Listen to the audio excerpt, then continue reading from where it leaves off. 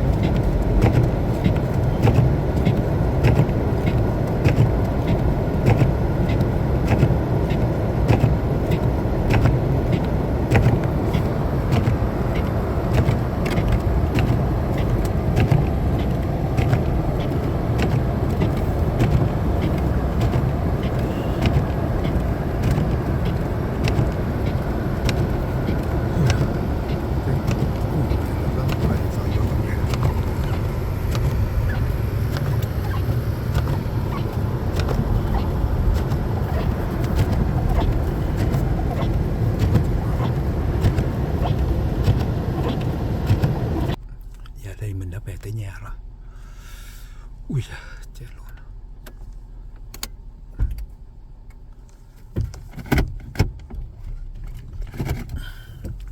Mình trả lại cái chua hai luôn là mình chạy 4x4, giờ hết 4x4 rồi. Bây giờ mình đi ra ngoài. Ôi trời ơi chết. Cho tôi sợ sống nữa đây. Tuyết như vậy sao đi làm. Ngày mai thì sao đi làm được trời. Chú tôi chết thật rồi.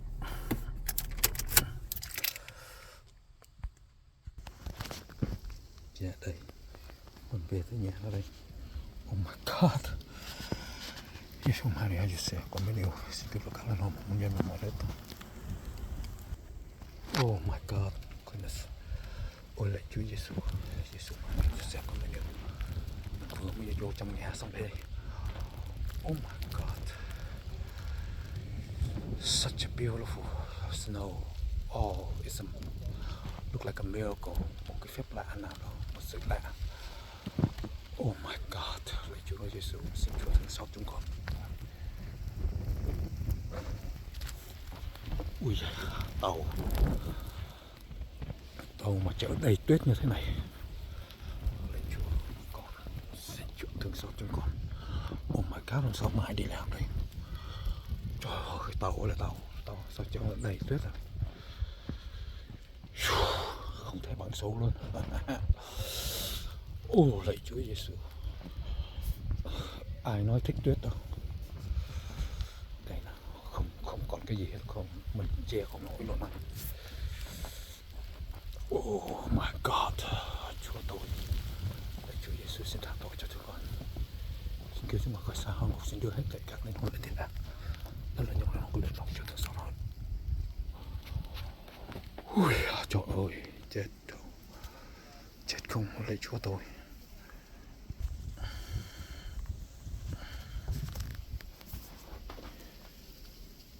Lạy Chúa Giêsu, không còn gì hết.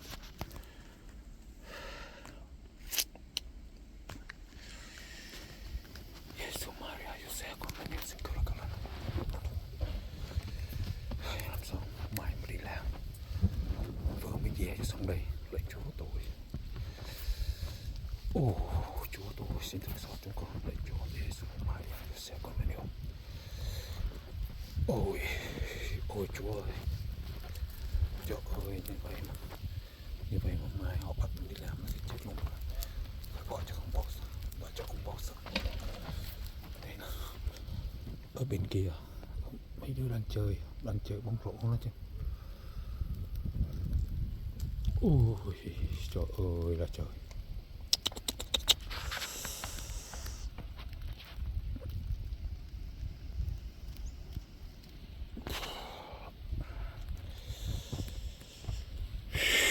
Như vậy sao xúc tuyết. Trời ơi, giống như một cái mái nhà. Ôi lạy Chúa Giêsu. Lạy Chúa Giêsu. Trời ơi.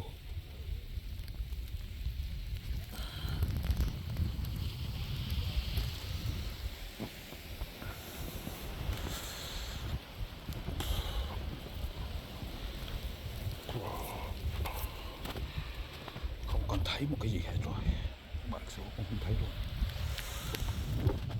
Này chỉ có ở trong nhà mấy ngày trời như vậy, bão tuyết xuống, ăn hết đồ ăn, đó thôi.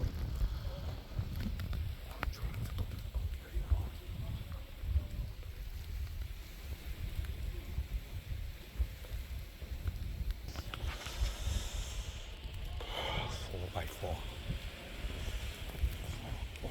Mẹ, tuyết cao 1 feet rồi. Cao cả 1 feet rồi. Trời ơi, một tảng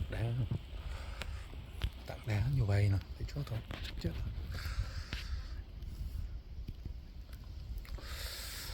Thiên tai, bỏ tuyết ta xuống mà. Chúa tôi, tàu, quần áo giày dép, chưa kịp bọc lên này, đồ ăn thức uống chúng ta sao? Ôi lạy Chúa Giêsu, không còn lối đi nữa. Đây là cầu thang.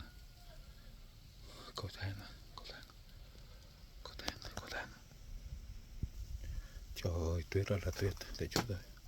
Đi tránh tuyết. Bể dưới này vẫn còn có tuyết. Tuyết đây, tuyết. Trời ơi, tuyết. Hết sạch rồi, không còn cái gì hết. Tiếc quá là tiếc rồi. Tuyết đâu là tuyết, tuyết bao là tuyết. Trời ơi, tuyết. Có cái hàng rào. Trời ơi. Tuyết. Cao. Quá trời cao. Hơn 1 feet thôi.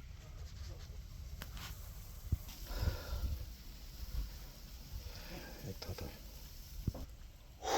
Tuyết ơi là tuyết. Noel năm nào chúng mình có nhau.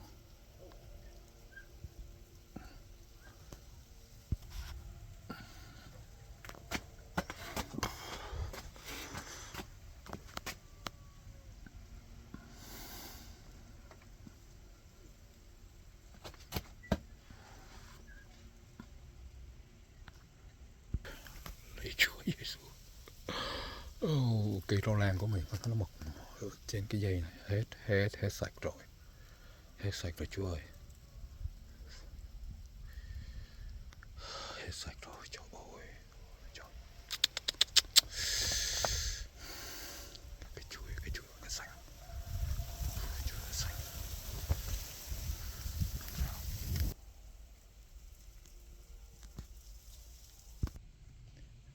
Stairway to Heaven. Cầu thang, bậc thang leo lên. Trời ơi kỳ. Ôi nó end, oh my god.